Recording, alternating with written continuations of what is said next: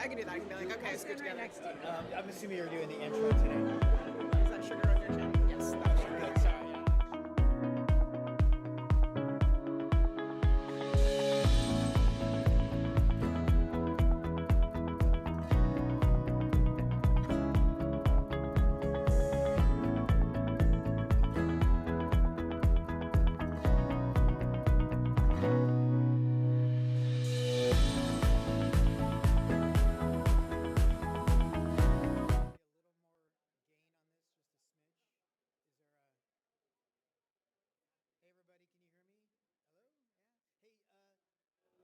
Just really quick, we're going to get started in just a couple minutes. Thank you so much. Find a place to settle in. There's some chairs over here as well. We'll get started. Get your last shot at coffee and donuts before we get started, and then we'll continue to talk amongst yourselves. It's really good to see everybody today. So thanks. All right. Maybe shut everybody up. Yeah, there's lots more seats over here. Climb up or scoop, please. Two more ones. I'm gonna go put my.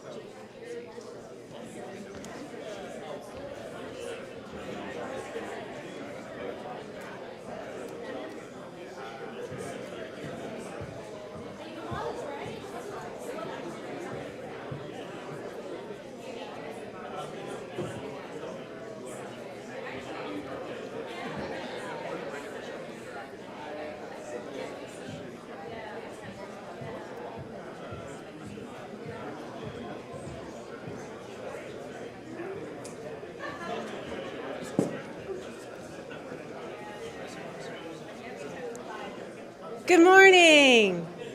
Good morning. Welcome. This is the most people I think I've ever seen at one of these events. Thank you all for being here.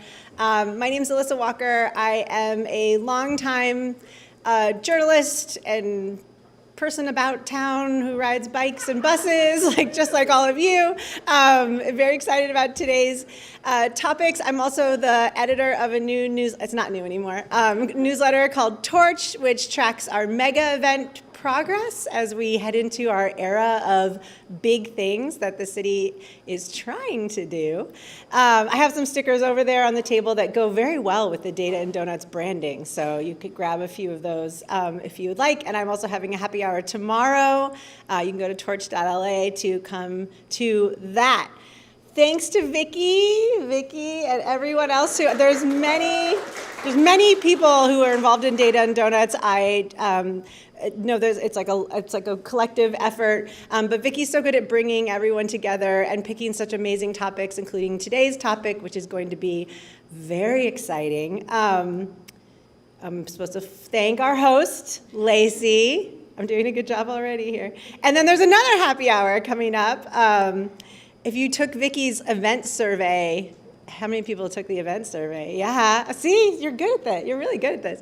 It's all about connecting people in real life. This is what we're supposed to do in the face of multiple disasters and a constitutional crisis. So come to these events, talk to people about how we can solve problems in the city. Also, I heard some people might need jobs, both locally and federally. So here are some cool jobs and job boards that you can snap a photo of. Always important to do that, but especially now. And I think that's all I'm supposed to say. We have a very special guest. Come on over here. It's you. We're supposed to be able to close this and this window. Hold on, but I think we have to go. I think yours is, okay, now I did it wrong. Oh no, here's yours. No. How do I press play? See, this is where I don't know what I'm doing. Yeah, you could just enlarge it. We did it. Oh, look at the donut emoji. That's so cute. Eric Plosky and I had a really great chat the other day preparing for this, where we were talking about, I think, the importance of data right now in this moment. It's kind of the one thing we do have control over, if we do have control over that data, right? And we can use it in a way to improve the experience that we are providing to the people around us, the cities that we work in, the transit agencies that we work in, and make some real changes right now. So that are really important to the way that we are making our communities function. So I think Eric has all the answers here for how we can do that, both preparing for the mega events that are ahead of us, but just to make getting around our cities a lot easier every day. So let's welcome Eric.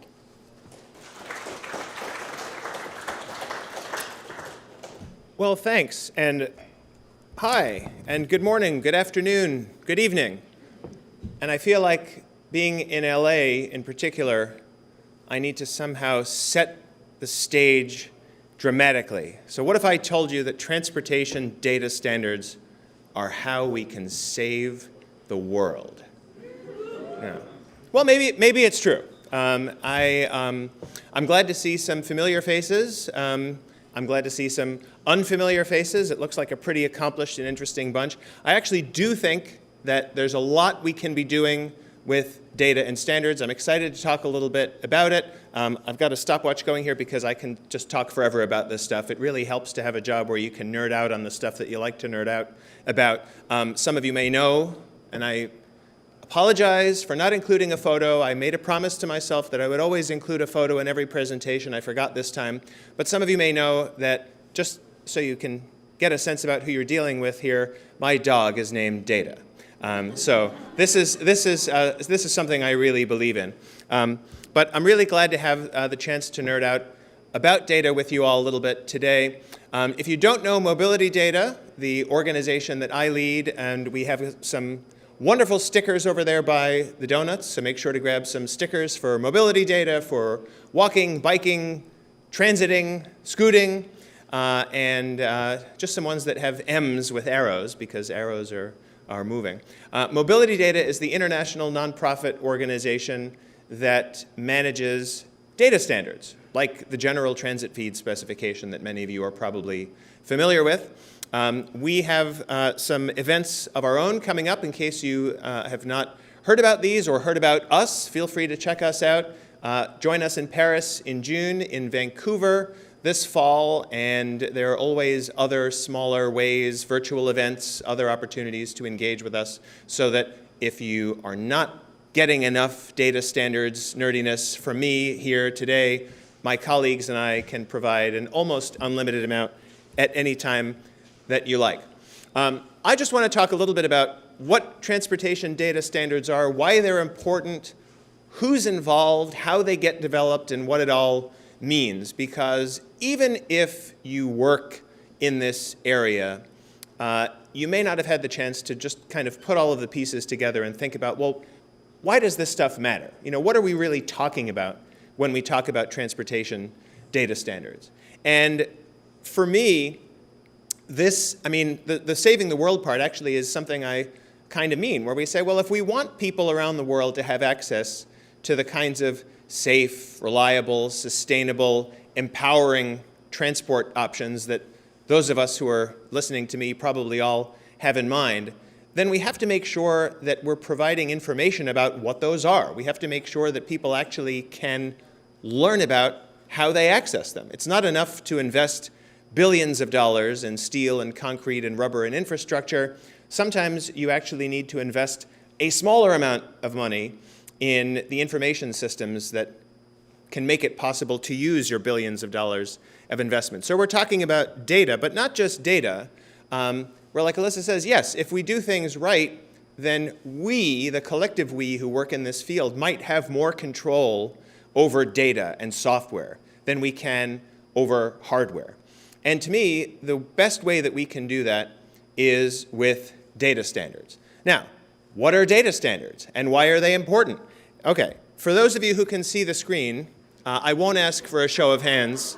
This tends to embarrass people. But for those of you who can see the screen, you are looking at a picture of two different standards from the early 1980s here in the US.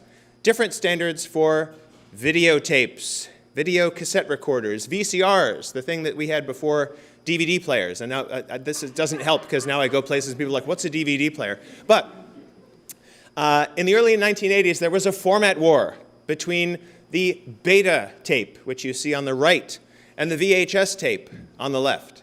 Many of you who have heard about videotapes or have used videotapes may never even have heard of beta, and that's because beta lost the format war. Why do I use this example? I sometimes think that we in transportation don't do a very good job of learning from history or learning from other sectors, but I really like this example because it sort of shows how standards come to be. The reason that VHS won the format war wasn't because the US government passed legislation and said, we endorse VHS as the standard and beta loses. It was because it achieved market acceptance. And if you think about it, it's kind of an interesting development because in the early days of VCRs, nobody knew what the best standard should be for videotapes. And so there was a lot of innovation. There were actually other formats than just VHS and beta. There was discs and different kinds of tapes and other sorts of stuff that even I've never heard of. And the exciting thing about that was that you had a lot of early adopters. You had a lot of incentives to innovate. You had a lot of people taking chances on different formats. So you could get a lot of innovation without someone like the US government coming in too early and saying, we have decided what the videotape format is going to be forevermore, period, end of story. But then you get to a point where you sort of get to an inflection point, because now you might have the early adopters who are willing to buy a VCR without knowing which format is going to win because they're willing to take a chance because it's just so cool. But nobody really wanted to end up, and I'm so sorry for using him as an example if he's hearing this, nobody really wanted to end up like my uncle, who was the last guy on earth to buy a beta VCR. You don't get past the early adopters. You don't have access to the whole market. You can't reach the full potential of the format unless the industry eventually converges on a standard. And that's what happened with VHS, which eventually won. And this is kind of where we are right now, I think, in transportation data standards, where we've got a lot of different things that are happening here in the US and all over the world, different formats, different ways of representing transportation data, and a lot of this has been done outside of government. It's been bottom-up. It's been market-driven. It's been driven by a sense of what works, what offers benefits to the people who are using and adopting these things. But now the question is, are we going to get to that inflection point where true standards emerge, or are we going to be in a situation where a standard doesn't emerge? And there are a lot of examples of this around the world. I mean, if you travel across the globe, you may have a little electrical converter box because you know that some countries have plugs that are flat, or some of them are angled or round or 2 prongs or 3 prongs. There's no good reason why that is. The only reason we have different electrical plugs all over the world is because the world didn't converge on a standard for plugs until it was too late.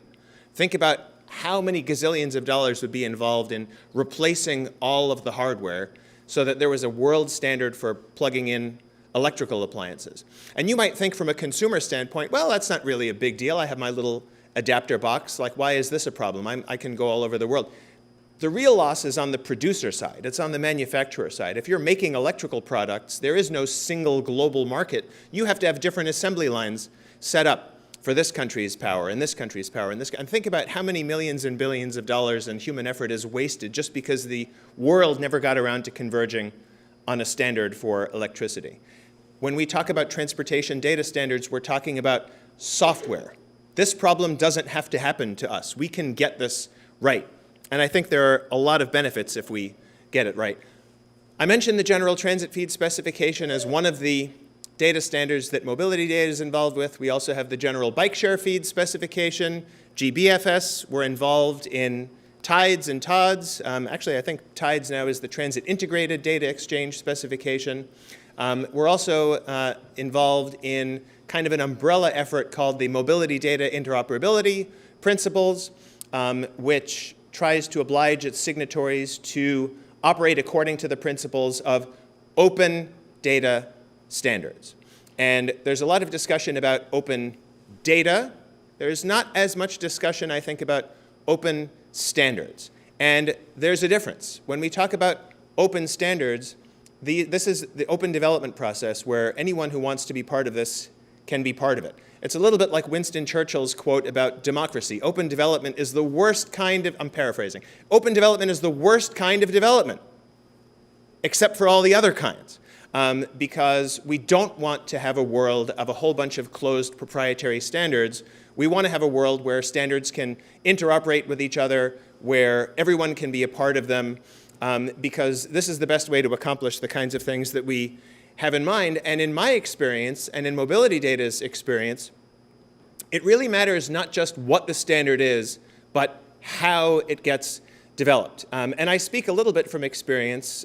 Some of you know I spent over 20 years at the US Department of Transportation, and I think that we need to have public sector involvement, whether it's in the US, at the federal level, state level, local level, around the world, whatever the equivalents of those are.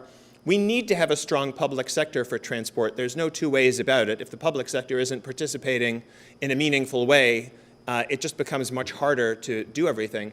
But I think that the experience of GTFS and the whole reason MobilityData itself exists as an independent, nonprofit global organization is because GTFS was developed not from the kind of conventional top-down, government-driven model. It was developed according to the principles that you see on the left side of this table on the screen. Open development rather than proprietary. Access to GTFS is, the global community has access to it, not just something specific to a region. You have industry involved from the very beginning. Some of you may know that GTFS began life as the Google Transit Feed Specification before it became the General Transit Feed Specification and has gone far beyond its original use case. But having industry involved from the very beginning, rather than making it a mandate that you try to push onto the sector, have it really focused on traveler information. When I worked at DOT, sometimes it was hard for me to explain to friends or family, oh, Eric, you're a planner at US DOT, what do you do? And I said, well, planning is a thing where there's a lot of things with the other things, and there's money and decisions. And I eventually, by the way, decided that the definition of planning is, did you ever wonder how things got to be this way? That's planning. But what I really like about having traveler-focused development is that you can hold up your phone and pick your mapping app of choice and say, if you've ever used your mapping app of choice to find out where does the bus go, when is the train coming, how can I get a shared bike, that's the kind of tangible benefit that really helps us to communicate what we're doing so that we can use traveler information as a foundation to do other kinds of transport data, stuff that's focused on the back end, operations and maintenance, that kind of thing. So it doesn't have to be exclusively traveler focused, but that gives us a really good message to start with, because everyone can understand that. Having that benefits-based approach, hey, transit agency, if you provide information in GTFS, then you get to show up in all the mapping apps. Like, that's a very tangible kind of thing, rather than, hey, transit agency, you have to do this because someone said so. And then it gets into questions like, well, who said so, and is there training, and who's going to pay for it, and what happens if I don't do it, and we wanted to do it some other way, and other people are asking us for other things. We want really to keep the benefits at the center of this conversation. And the kind of open development that we pursue is, and I'm not that much of a software person, I'm sort of software adjacent, but really thinking about kind of the MVP approach, a minimum viable product. Get something that works, get it out there, iterate it over time, add incremental functionality, rather than the sort of waterfall, okay, let's try to load everything we can into this thing. And a lot of public sector driven projects just never get off the ground that way. Making sure we're focused on real world use cases and thinking about other stuff like academic research a little bit later, that's important also, but always making sure that we have a real product in mind, I think has been helpful.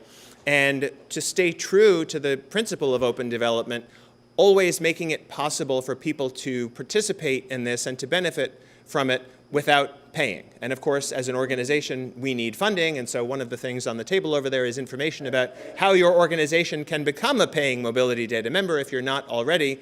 But we do want to make sure that we are serious when we say open development. We don't want to have a pay-for-play model, a licensing fee, that sort of thing. Not everyone is in a position to pay, but if you are, then we want to make sure that that you're contributing so that we can preserve that open ability for those who really can't.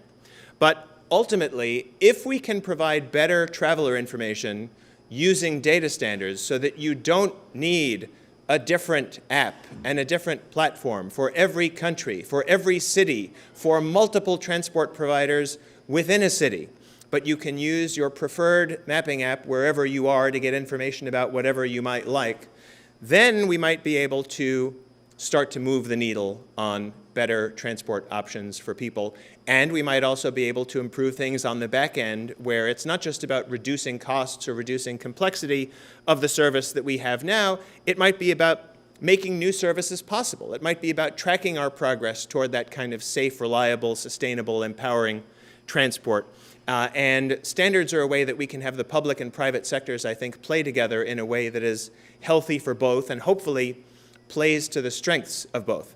The public sector is good at a lot of things, not everything. The private sector is good at a lot of things, not everything. But if you can take the incentives that both sides have and come up with a model where they're doing what they want to do and what they're good at, that helps.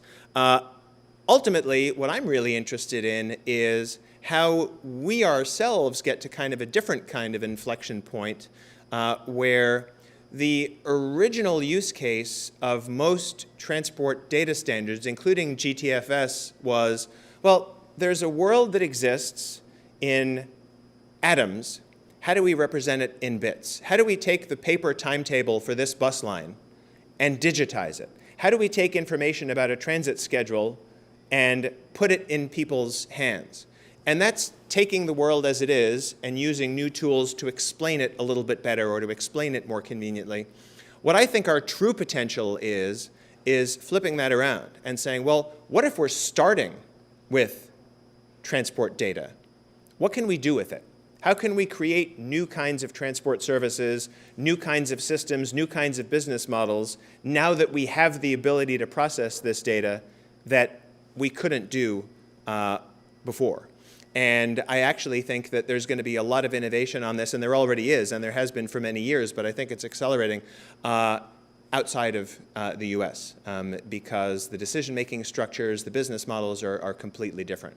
And so those of us in transport really need to make sure that we're paying attention to everything that's happening in the world, not just what's happening in the US. It's very difficult because of let's just say the current circumstances that we face here in America, but there's going to be a lot of innovation in other parts of the world that we want to learn from. I want to just talk a little bit about the who question. So I talked about the what question, what are standards? I talked about the how question, how are standards developed a little bit. The who question, who needs to be involved in this? And if you start to break down all of the different audiences, it actually gets kind of interesting. And this is the sort of thing that you sometimes don't get from a top-down, public sector-driven approach where there may be a lot of assumptions about who is involved, or at least who should be involved, but it's never stated outright. We need to be thinking about data producers. Where does the data come from? Are you talking about LA Metro? Are you talking about Caltrans? Or are you talking about a one-van human service transport operator in Iowa? How can we be thinking about the entire range of data producers so that when we're thinking about a standard, it's actually going to work for everyone. A standard that doesn't work for everyone is not a standard. So how can we make sure that we're keeping the whole range of data producers in mind, including AI? And some of you, because it was here in LA last year at one of the APTA conferences, I forget what session it was and who it was, but I'm trying to give attribution as best as I remember. Someone gave a presentation and they said, I asked ChatGPT for directions from LAX to the beach at Santa Monica, and there were 6 responses that ChatGPT came up with. And it was like, rent a car was number 1. Number 2 was get an Uber or a Lyft or a taxi. Number 3 was find a friend to drive you. Number 4 was do a peer-to-peer car sharing like Turo or Get Around. And then the last response was, well, I guess if you don't have access to a car and you're willing to go through some bad neighborhoods and you're willing to take all your stuff and make transfers, and this is probably going to take a lot of your day, then I suppose you could take transit by doing this and this and this. And when we think about what is the role of AI in transport data, there's the question many of us have already thought about, I think, which is, well, is it going to reinforce a lot of the biases that we're already trying to overcome, or is it actually going to be helping us to overcome these? But also, it's not just, again, it's not just how we use ChatGPT or other AIs to process information that exists about the world as it is now. What about the synthetic data that AI can generate about the world? I mean, we're talking about data producers here saying, well, we rely on transport operators and transport providers to create data about the systems that we want people to have information about. And if AI can seem to generate synthetic data at a much, much lower cost, you say, well, it's only 75% as good, but it costs 1% as much. That's a really tough number or ratio to overcome. But it leaves open the possibility that, again, we're reinforcing biases and moving farther away from what we want to accomplish and not closer. How do we think about data consumers? And kind of like producers, data consumers could be the biggest tech companies in the world, Apple and Google. It can be OpenStreetMap. It can be a lot of open source projects, smaller kinds of things, specialty apps and applications. Sometimes data producers are their own consumers if you have transit agencies or providers that have their own apps. And I know there's different thinking on who should have their own app and who should not have their own app, and that seems to change every now and then. But data consumers are the ones that provide the interface to the end user. And it's interesting because it's like, well, the end user might be a traveler, but as a mobility data or as a data producer, we might be thinking about the data consumers because they provide the UI as kind of our intermediate customer, really, rather than the end user. So thinking about how that interface gets moderated and who's involved in that. When it comes to users, like I say, it's easy to think about travelers. Sometimes it's less intuitive to think about system managers. Again, many of you listening to me probably have thought more than the average person about, well, what about the workforce? Who's actually going to be involved in doing all this stuff? You know, and if to the less gray-haired among you, if this sounds like, well, is this really a problem? There are those of us who remember when it's like, oh, Microsoft Word and Excel are new and exciting tools. Does this mean that every office worker has to become an expert at Word and Excel, or is there some kind of basic literacy and fluency that everyone is going to be expected to have in the years to come? These are the kinds of questions that we need to be asking now about AI and all the data tools that are there. Is everyone going to be an expert? Probably not, but is there going to be a base level of fluency that everyone is expected to have, and what does it mean for the transport workforce in general? Because, again, in the US, it's different in other places. The transport workforce has its own kind of interesting demographics. What about developers who come up with new features, new functionality? How do we make sure that they can be part of the conversation? But as I say to my colleagues sometimes, when you talk about open development, we have to be a little bit careful because we always want to capitalize on the energy and excitement and passion and ideas of developers, but we don't just want open development to kind of be taken over by whoever has the most energy, whoever has the loudest voice. We want to have a true community where we're thinking about, okay, how do we harness the energy and ideas of developers, but we want to make sure that stuff that people come up with are not just passion projects. We want to make sure that things get used. We want to make sure that we're sticking to that kind of minimum product with increments that will actually make a difference going forward. I talked about my poor uncle as the ill-fated early adopter of the beta VCR, but early adopters, without them, nothing would ever get off the ground. So we need to make sure that we're respecting the role that early adopters have. We want to be thinking about vendors. And again, I think in transport, we don't always spend as much time thinking about this as we ought to, but these are the companies that provide services. They're the companies that provide software. They're the companies that provide hardware. I go around saying that from a vendor, I mean, I'm a public sector guy. I worked at US DOT for a long time. I lead MobilityData, a nonprofit. I'm not claiming to have a lot of expertise on the private sector side. I'm not a business person, but no one has laid out a long-term case to me for proprietary data standards and why that's in a company's best interest. If you are selling transport hardware or software or services, it seems to me, kind of like with the VHS and beta videotape format example, that if you have a proprietary format, you might be able to get a portion of the market. You might be able to slice off a few customers who will write contracts that are based on your format, but you're not going to have access to the whole market unless there's an industry standard. So I think open standards are in the private sector's best interest too, because it means that if you're a vendor, you have access to what, in theory, could be a single global market for transport, hardware, software, and services. And that, I mean, that would sound cool to me if I imagine what it would be like to be on the private sector side.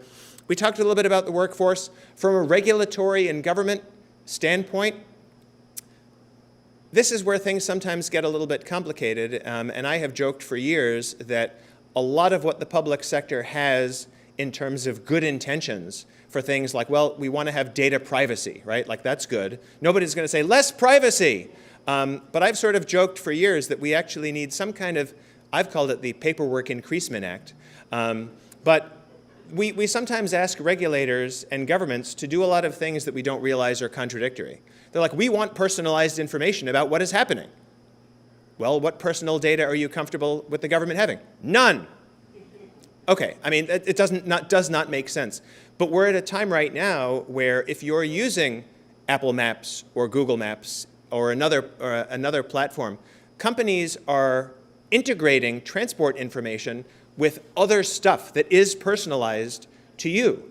And so you're starting to expect a very personalized experience. And if you're in an ecosystem like Apple's or Google's, I mean, yes, it's controversial for other ways. There are some things to be thinking about. But there are a lot of benefits to you as a consumer. And we don't let ourselves think about that same kind of dynamic on the public sector side. It's like, I don't want anybody to know anything about me. And then at the same time, we don't realize how we're preventing the public sector from having the same kind of ability to offer us that personalization that the private sector does. So the government can't tell you anything about investments on your street or what your commute might look like. And of course, now we're seeing the dangers of a government that doesn't really want to do any of this stuff in the first place. I was talking to someone before we got started here today about kids, which are my favorite group of what you might call citizens just generally.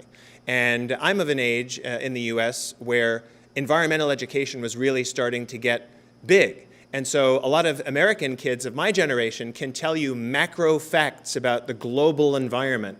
But even there, nothing about what plants or animals live in my neighborhood, right? Like, that kind of education never happens. And if you're a kid that grows up without that education, you can sort of learn later about plants and animals, but you never have that same kind of fascination. I like to say that transportation, as far as I can tell, is an equalizer, because every kid I have ever seen, no matter who they are, where they come from, what their background is, every little kid seems to love buses and trucks and trains and cars and planes and roads and bridges and airports and all this kind of stuff. And we're not capitalizing on that right now. Most kids, quote unquote, grow out of it. And if you're one of the folks that's here listening, you probably didn't grow out of it yourself. So I salute you for that. That's great. This is my kind of people. But so many people lose this fascination. Everyone has it, and then they lose it. How can we get kids to keep it? I ask my students, I teach courses now, and I say, do you ever wonder how things got to be this way? And a lot of them just never have. It's always a light bulb moment. So how can we make sure that we are engaging kids in particular early on so that they are asking, it's not about coming up with the right answers, it's about asking the right questions or even knowing that you can ask questions. Why do I have to drive everywhere? How many American kids grow up never even asking that question because they don't realize it's a question that can be asked? We want to think, like I said before, about how we involve the research community, how we involve academia. We want to think about professional associations around the world. Here in the US, the Transportation Research Board and APTA and other ones, because they can really help. And of course, organizations like MobilityData, where I think there really is value in having an independent nonprofit organization involved in the development and management and stewardship of these kinds of data standards so that it's not beholden to a company, it's not beholden to a government, and it allows for true global integration of the kinds of things we're talking about. I mean, we say at MobilityData that we're dedicated to better transportation through data, but we know that to make that happen, everyone has to be working together. My last question, which one of my former US DOT colleagues, this was always her favorite question, and I'll give her credit for this, again, trying to attribute things. So what? Which really should be the planner's ultimate question. What is it we're really accomplishing here? How can we tell whether or not we're making a difference? How can we tell whether or not we're making an impact? And I always am a little bit concerned about that word impact. It always sounds like an asteroid hitting Earth. But how do we measure impact?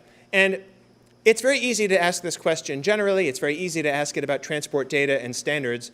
But if you stop and think about it for just a minute, in any public sector, any public policy context, it's usually pretty hard to figure out whether or not you're making a difference. And especially in transport, I think this is something that, again, we do a bad job learning from other sectors. We do a bad job sometimes in the US about learning from other places. We do a bad job learning from history. But in transport, there's a lot we don't know generally. When we talk about, well, what is safe, reliable, sustainable, empowering transport? Like, how would you measure whether or not someone is empowered, right? I mean, like, that's just a very hard thing to put numbers and data to. But we've been trying to think about, okay, well, how do we break this down? How can we start with the things that we know we can measure now, even if we know they're just distant proxies for what we eventually want to get to, and then maybe we can get closer over time. So that right now we can say, and you can go on the MobilityData website and you can look at our public-facing annual plan, and we talk about some of our key performance indicators, our KPIs, and we do things like counting the number of data sets that exist, and we have a tool called the Mobility Database that's aggregating a lot of this information, and we can talk about how many organizations are represented and geographic diversity and that sort of thing. We know that a lot of the data that we might really be interested in is proprietary, so that we say, okay, well, if you're talking about a data consumer and a mapping app or a platform, you know, how many people are using that? How many people are getting transit information? How many people are getting transit directions, excuse me, from this mapping app or that mapping app? Well, now we know we're getting into information that is not open data. And that's why I say there's a difference between open standards and open data. Not every piece of data is open. Not every piece of data should be open. And some pieces of data, it's a little bit hard to tell, right? I mean, if you say, well, shouldn't there be open data about where government vehicles are at all times? Well, some places are very excited about this when it comes to things like snowplows. And people love to track snow. You all live in LA, you don't. But if you lived in a place where there was snow, people are very excited about tracking snowplows. Is the snowplow coming to my neighborhood? Then they name them Snowy McSnowface and things like this, right? Okay. But then you say, well, what about ambulances? Should people know where every ambulance is? Now, let me tell you, if I was the one waiting for the ambulance, I might want to know where it is. But in general, you might start to have reservations about telling everybody where all the ambulances are, because you might have some bad actor who's like, well, I know all the ambulances are over here. I'm going to do something terrible over here. I mean, that's unfortunately the world we live in. Same kind of thing with like police, law enforcement. You know, where are all the police and law enforcement? It's like, okay, you know, now you're talking about stuff that maybe in theory it's public data, but is that really stuff that we're comfortable with open data? So we have to be thoughtful about what data we will and won't have access to try to measure our progress, whether we're accomplishing anything. But over time, I would love, and this is not a mobility data question, this is where I want to leave it with all of you too, trying to think about not just how do we use transit data and other kinds of transport data and standards to describe the world, even to queue up some potential new services, new systems, new business models. How can we get a better understanding over time about what we're really accomplishing? Can we look at things like, well, is transit ridership going up? Is biking going up? Is the use of bike and scooter share systems going up? Are more people walking? Are people happier? Are they waiting less time for a bus? Are they achieving more positive life outcomes, right? And when I start to say these things, you might be thinking to yourself, oh, like actually these are things that we don't really know how to measure generally, and just because now we're using different kinds of transport data and transport standards does not mean that we suddenly have a new ability to answer these questions, and yet at the same time, if we can't answer these questions, who knows? Like, what are we pointing to? I always say that pointing to a whole bunch of data and numbers on a screen and even countdown clocks in a train station or bus arrival data on a phone, like those are those are things, and like I say, it helps to have the tangible story to tell, but that's the starting point. That's not the ending point. And I feel like for all that we have accomplished together, and like I say, the familiar faces that I know are very accomplished and the unfamiliar faces that look equally accomplished, for all that we've accomplished, we're still at the very beginning of this because we're getting data and standards out there. Now we need to start to figure out, okay, how can we tell whether we're getting anywhere? And this really is going to involve all of us. There's a huge opportunity. So I kind of do think, maybe I should use the dramatic LA voice, I kind of do think we can save the world. I'm glad to be here talking with you, nerding out about it. And I think unless I've talked for too long, we should still have time for some questions or just general comments too. So thanks.